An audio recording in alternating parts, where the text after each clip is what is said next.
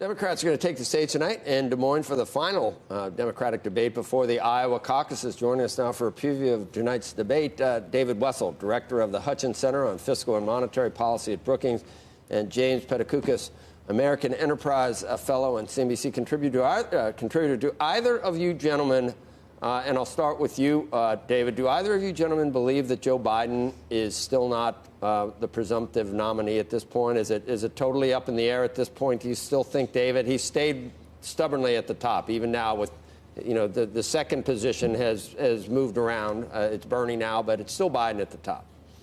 I'd say it's slightly better than 50-50 that he gets the nomination, but he doesn't have it nailed down. And I think one of the most interesting things over the next few weeks will be, does Mike Bloomberg come out of the box and start to be an even bigger factor in the race? Of course, he won't be on the debate stage tonight, but he's spending a lot of money, ads everywhere, and I don't think he's going away. You think that would end up, I guess Bloomberg would take Biden's place, so then it would be Biden or Bloomberg versus Bernie at that point. Absolutely. Yeah, I think Biden, Bloomberg is positioning himself, if Biden doesn't do well in the next few primaries, to clean up on Super Tuesday, and he'll be hard for the Democrats to ignore. I don't think it's the most the billionaire versus the socialist. Who wrote this script, Jimmy? That some novelist? I feel sorry for the guys who write these political dramas. You can't make up stuff as good as what's going on now? Well, no one would say Democrats would not have a very clear choice in that situation. And the thing is that Bloomberg, really is kind of like the black swan. Like, nobody knows the impact of someone really with unlimited financial resources and sort of unlimited willingness to spend them in a political race, not just 50 million or 100 million, but billions. Just on ads. Will we find out whether money is we'll find out once and for all whether you can do it that way? I'm not convinced you can yet. Are you, Pethokoukis? How many internet ads can you buy? I mean, there's like a saturation point. Does that mean the marginal utility of that next billion? I saw Bloomberg 4 or 5 in a row watching one of the shows. There is a limit as to how much airtime there is. So if he buys up all of it, he also freezes out the other candidates from being able to take some of those spots. Good news for TV I wish he was more excited at the end when he said, "I'm Mike Bloomberg," and I approve this message. A lot of people don't think he has a path. I wonder, though, if all these Democrats try to kill each other on the stage. If there's no front runner, look, he has a path. If there's a contested, nomination, and nobody wants to go. I mean, there was a great piece. I don't know if you saw in the Washington Post over the weekend, talking about the path. This idea that if Biden or any of these folks are losing lose in the next couple of weeks, frankly, that by the time you get to Super Tuesday, nobody wants to vote for a loser. And all of a sudden, he has this new shot. Well, it's also, if it's a contested nomination, if there's not a clear winner or a clear front runner on the first run going into that, that's where it could get super interesting, too. I also think the idea they're advertising both on the Super Bowl. Yeah. It makes that the contest. Yeah. It says the president's here, Michael Bloomberg's here. That's the contest. It's not anybody else's contest. It's actually a very interesting thing. I don't know if that'll actually happen that way.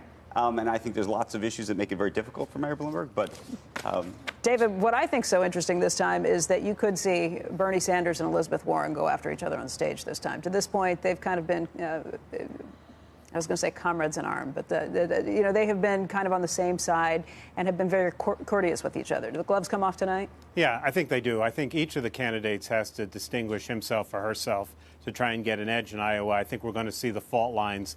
The Sanders-Warren fault line. I mean, all this stuff about did he or didn't he tell her that a woman couldn't win. I think we'll see the Iraq fault line. Sanders will definitely go after Biden on you voted for the Iraq war. We'll see the fault line between those people who want to have incremental change and those who want structural or revolutionary change, which the other group thinks will terrify the voters. So I think this is the one where the gloves come off. I don't know that there'll be a winner. But no one can afford to just be nodding and saying, yeah, I agree with you, Donald Trump shouldn't be president. I mean, you mentioned comrade in arms. Maybe it's time for Elizabeth Warren to remind people that Bernie Sanders is a comrade. He's a socialist. She likes to say, I'm a capitalist till my bones. It seems like that would be a very clear distinction, that Bernie Sanders isn't just a progressive liberal Democrat. He's not a Democrat at all. He's a socialist who seems to find it very difficult to say bad things about, communists like the Soviet Union. Maybe that's a distinction that they should finally draw in that debate. Right, but she needs his people. If she's going to win, she can't afford to alienate his people. And I think that's why she's been so cautious. But I think you're right. At some point, she has to say, I'm better than he is, and here's why. I mean, I just remember a lot of elections in the past, and you really don't know at Iowa. You have no idea. Remember the jockeying in some of the recent contests. No, absolutely. It could be that we come out of the South Carolina, Nevada, New Hampshire, and Iowa without a clear front runner, which will make Super Tuesday really, really different than it's been in the past. Or the boring option that Biden continues to lead. He continues to be a weak front runner who continues to win. He's the one guy who seems to consistently beat Donald Trump in state polls. Not a very exciting sort of outcome, but maybe sort of that's what happened. He was rounding up some support in recent days. You saw the piece, I think, of Lasry, Blair Efron, Ralph Schlosser's wife, Jane Hart, all the people, the mainstream Democrat backers are all bundlers. Yeah, they had been with Kamala, some of them, and then they're now with Biden. I think that's just.